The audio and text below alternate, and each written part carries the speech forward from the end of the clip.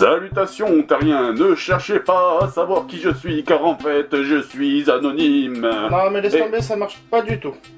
Bon, ok, putain, fais chier.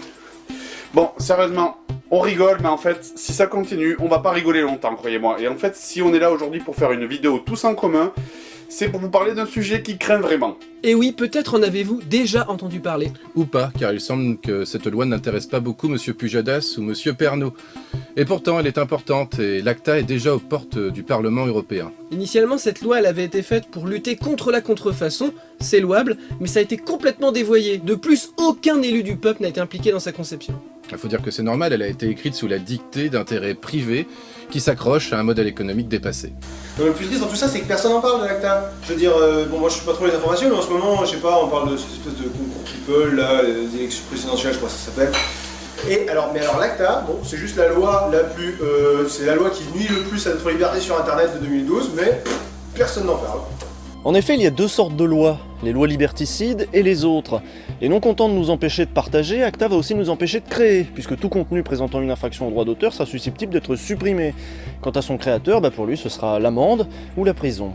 Dans ces conditions, il nous sera interdit de s'approprier et de détourner les produits culturels, et nous redeviendrons tous de simples consommateurs passifs et aphones, comme à la bonne vieille époque de la télévision.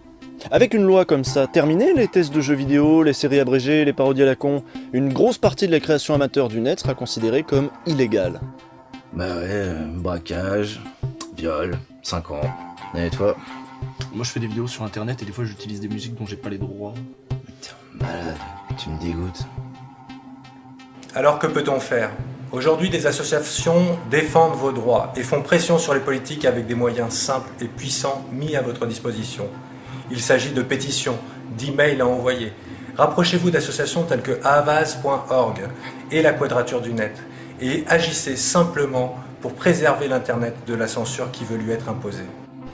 Est-ce que c'est utile? Oui. Par exemple, face au dernier rassemblement, l'Allemagne a fait machine arrière et a suspendu son vote sur le texte.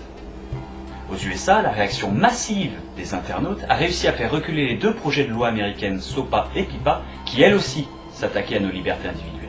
Alors, si vous ne voulez pas qu'Internet devienne un supermarché géant, et si vous n'avez pas envie que YouTube devienne une plateforme de vidéos composée uniquement de vidéos de chats, allez visiter les liens en dessous et informez-vous sur ce qu'est réellement la loi ACTA.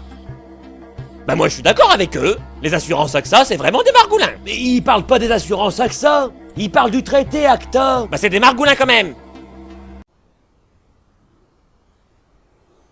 Nous, ACTA, c'est une loi qui va nous foutre à poil.